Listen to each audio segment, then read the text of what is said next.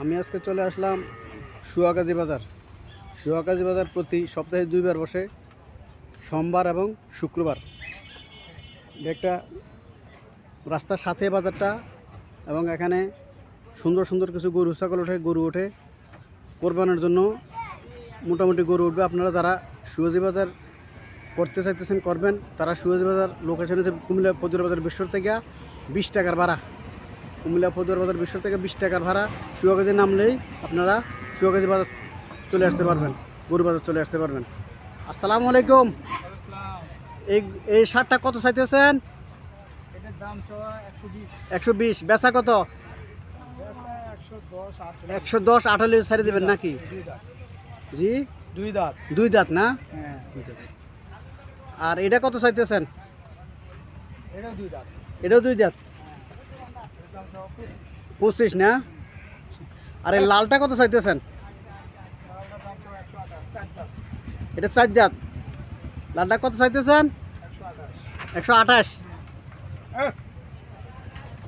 আর এটা কত চাইতেছেন? 125। এটা আদাত। আর এই লালটা 135। 135। দেখার মতো গরু, দেখার মতো গরু। কোরবানের জন্য সবচেয়ে বেস্ট গরু এগুলা, উপযুক্ত গরু। আর এটা কত চাইতেছেন? 142 না? ও দেখার মতো গরু।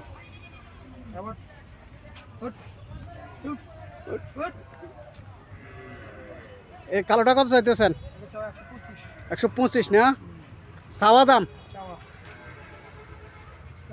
চাওয়া দাম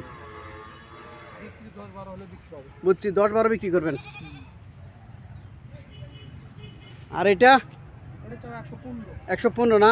এটা কত চাই তো আল্লাহ সাথে? এটা কত হলে ছাড়বেন? এটা 105 হলে ছেড়ে দেবেন না?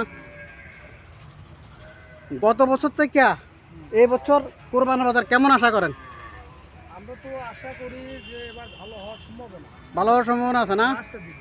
জি, লাস্টের দিকে ভালো হওয়ার সম্ভাবনা। কিন্তু এবার খামার পাটি কম, গৃহস্থ কম, যে খাদ্যর দাম বেশি থেকে অনেকে গরু কিনে নেই এই জন্য।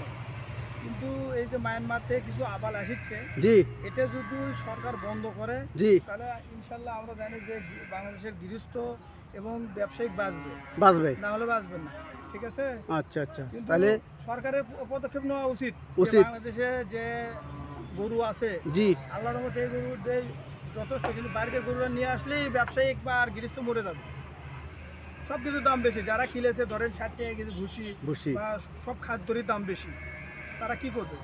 যখন একটা মানুষ 10-20 হাজার টাকা লোকসান খাবে, সে গৃহস্থ আর গরু কিনবে না। আমরা চাই যে আল্লাহর রহমত, যে দামটা একটু উঠুক, আমরাও বেশি। আমরা যেহেতু 2বার লস খাইছি, অনেক টাকা ঋণে আছি আমরা, যে আল্লাহ পাক যদি এবার আমরা চাই যে 2-3টা বাজার ভালো পাই, কিছু টাকা আমরা বুঝছি। তাহলে আমিও সরকারের কাছে সরকারের দৃষ্টি আকর্ষণ করছি। উনি যে কথাটা বলছে, মায়ানমার থেকে যেন কোনো গরু না আসে অবৈধভাবে, তাইলে বাংলাদেশের কৃষক বাঁচলে বাংলাদেশ বাঁচবে। গরু আসুক, গরু ঈদের পরে যখন আমাদের এলাকার লোক বা সাধারণ মানুষ কিনবে, তখন সস্তা কিনুক। বেচার টাইমে একটু দাম পায়। সরকারের উচিত যে ঈদ পর যে বাছুর সাইজের গরু এগুলো নিয়ে আসুক, কিন্তু ঈদের ভিতরে জনগণ কিছু টাকা পায়। সরকারের কাছে এটাই আমাদের আপত্তি। আচ্ছা, ঠিক আছে। আপনার নামটা তো আমার জানা হলো না। আমার নাম মোহাম্মদ রফিকুল ইসলাম না? বগুড়া বাড়ি না? হ্যাঁ, বগুড়া। আচ্ছা। আপনার মোবাইল নাম্বারটা একটু বললেন। 01312247736। Thank you.